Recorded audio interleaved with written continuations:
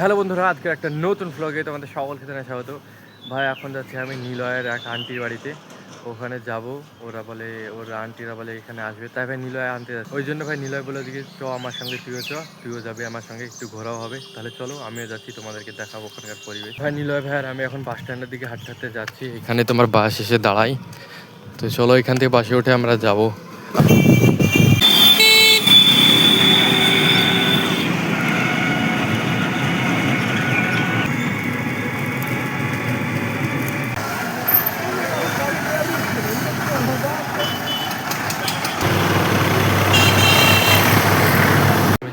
নিলয়ের আন্টির বাড়িতে,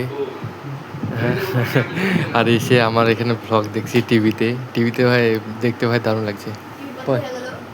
নেট চলছে না নাকি? নেট চলছে না, কোয়ালিটি কমা। আমার পিছনের ব্যানারটা দেখো, ব্যানারটা কত সুন্দর লাগছে দেখো টিভিতে, ভালো লাগছে না?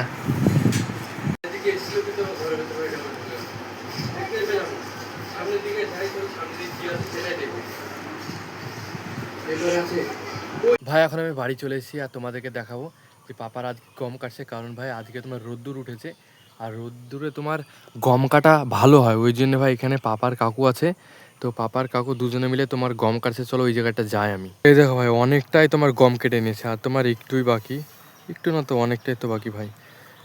তো এখনও তোমার যথাসম্ভব 2 ঘন্টা লেগে যাবে পুরো জমির গমটা কাটতে। পাপা আটি বাঁধছে, আর আটি বেঁধে এইভাবে রেখে দিচ্ছে। এই যে ভাই, পাপা তো গমগুলোকে তোমার শুয়ে শুয়ে রাখছে, কিন্তু ভাই এখানে কাকু দেখো, কাকু এই জায়গাটা গম কাটছে, আর এই জায়গাটা দেখো ওই গমগুলোকে দাঁড়িয়ে রেখেছে। দেখো ফুলদানির মতো ভাই দাঁড়িয়ে আছে গমগুলো। ভাই এখানে পাপার সঙ্গে একটু হেল্প করে দিই।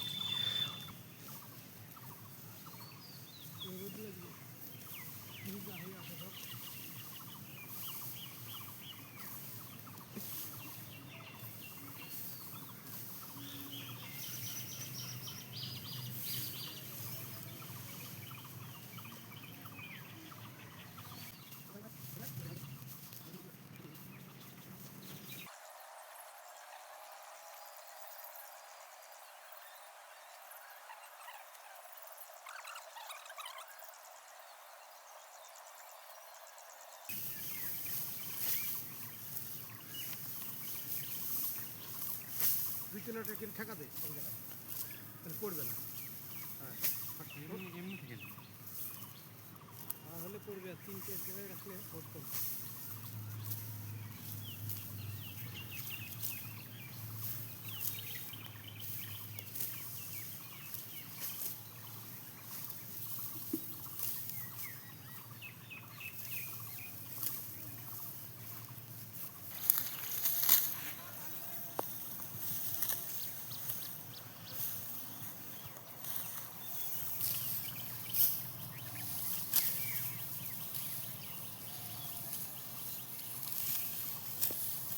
যতগুলো তোমার আটি বাঁধা হয়েছে, সব আটিগুলোকে এইভাবে দাঁড় করানো আছে ফুলদানির মতো। এখানে পাপা কাটছে, ওই জায়গাটায় কাকু কাটছে।